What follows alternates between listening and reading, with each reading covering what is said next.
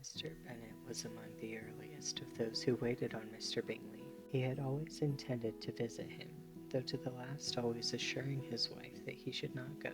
Until the evening after the visit was paid, she had no knowledge of it. It was then disclosed in the following manner.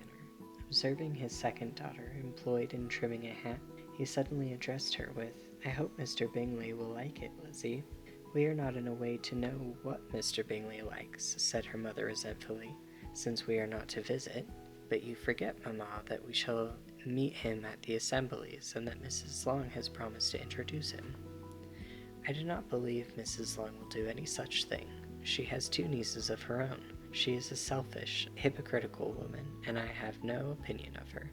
"No more have I," said Mr. Bennet, "and I am glad to find that you do not depend on her serving you." Mrs. Bennet deigned not to make any reply, but unable to contain herself, began scolding one of her daughters. "Don't keep coughing so, Kitty, for heaven's sake. Have a little compassion on my nerves. You tear them to pieces." "Kitty has no discretion in her coughs," said her father. "She times them ill." "I do not cough for my own amusement," replied Kitty fretfully. "When is your next ball to be, Lizzie?" "Tomorrow fortnight." "Aye, so it is," cried her mother, "and Mrs. Long does not come back till the day before, so it will be impossible for her to introduce him, for she will not know him herself. Then, my dear, you may have the advantage of your friend, and introduce Mr. Bingley to her." "Impossible, Mr. Bennet, impossible. When I am not acquainted with him myself, how can you be so teasing?" "I honor your circumspection. A fortnight's acquaintance is certainly very little. One cannot know what a man really is by the end of a fortnight. But if we do not venture, somebody else will, and after all, Mrs. Long and her nieces must stand their chance, and therefore, as she will think it an act of kindness if you decline the office, I will take it on myself." The girls stared at their father. Mrs. Bennet said only, "Nonsense, nonsense." "What can be the meaning of that emphatic exclamation?" cried he.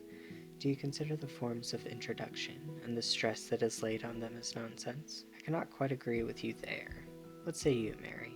For you are a young lady of deep reflection, I know, and read great books and make extracts." Mary wished to say something very sensible, but knew not how.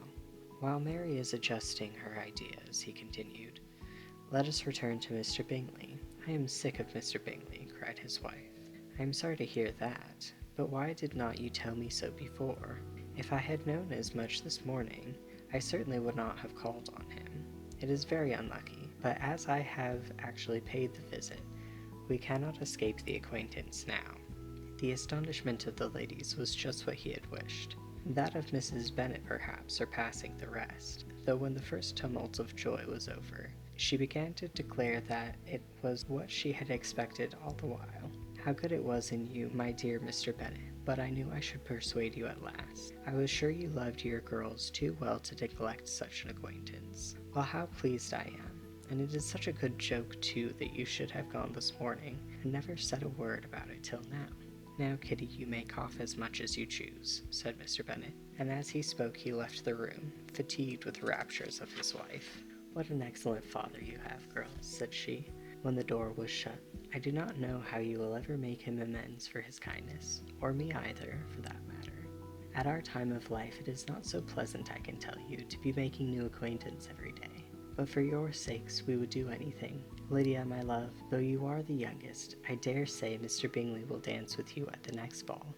"Oh," said Lydia stoutly, "I am not afraid, for though I am the youngest, I'm the tallest." The rest of the evening was spent in the conjecturing how soon he would return Mr. Bennet's visit, and determining when they should ask him to dinner.